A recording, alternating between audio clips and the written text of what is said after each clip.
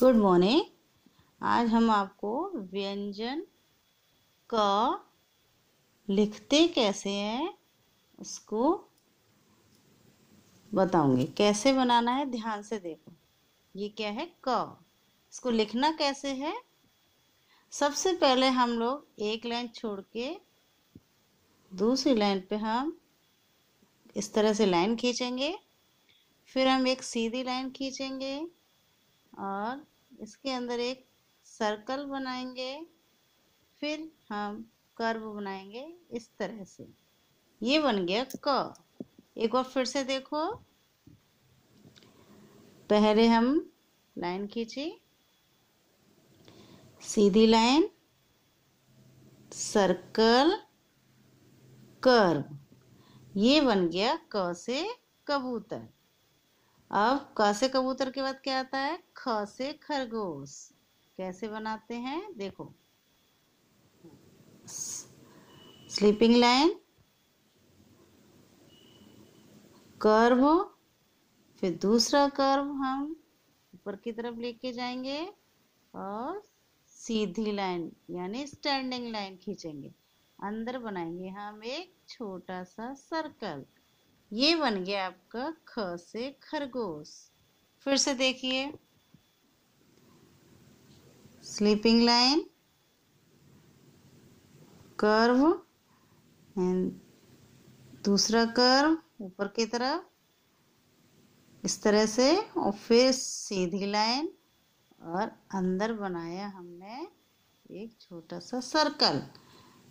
बन गया ख से खरगोश। एक बार फिर से देखेंगे। स्लीपिंग लाइन, कर्व,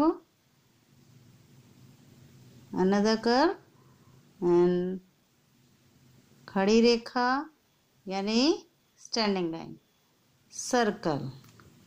ख से खरगोश।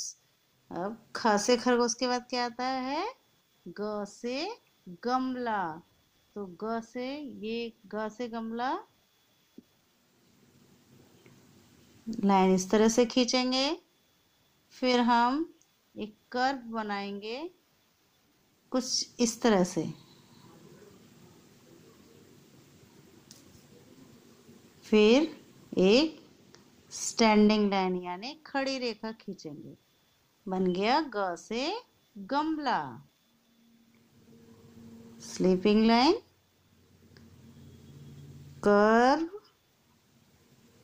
Like this, standing line. ये बन गया आपका ग से गमला। फिर से देखो। स्लीपिंग लाइन, कर्व, खड़ी रेखा। बोलो ग से गमला। अब ग से गमला के बाद आता है घ से घड़ी। देखो ध्यान से कैसे बनता है। घ से घड़ी। सबसे पहले हमको ये लाइन खींचनी है। इसको शीर्षो रेखा भी कहते हैं। फिर हम बनाएंगे एक कर्व, उल्टा कर्व इस तरह से। फिर हम दूसरा कर्व बनाएंगे यहीं से और इसको हल्का सा ऊपर की तरफ लेके जाएंगे इस तरह से। अब बनाएंगे हम खड़ी रेखा यानी स्टैंडिंग लाइन। बन गया घ से घर, घ से घड़ी। फिर से देखो। सबसे पहले शीर्षो रेखा, उल्टा कर्व, फिर से एक और उल्टा कर्व ऊपर की तरफ गया एंड खड़ी रेखा खींची। बन गया घ से घर। फिर से देखो। आप लोग पहले कर्व भी बना सकते हो इस तरह से और शीर्षो रेखा बाद में भी बना सकते हो। ये आपका बन गया घ से घड़ी, घ से घर। अब घ से घर के बाद क्या आता है? इंगा। इंगा वो कैसे बनेगा देखो ध्यान से। वही शीर्षो रेखा खींची, एक छोटी सी स्टैंडिंग लाइन इस तरह से। फिर हमने एक कर्व बनाया, इसके बाद हमने एक उल्टा कर्व बनाया इस तरह से, और एक बिंदु इसके पीछे बनाई। ये बन गया आपका इंगा। फिर से देखो, शीर्ष रेखा, छोटी सी स्टैंडिंग लाइन, कर्व, फिर उल्टा कर्व,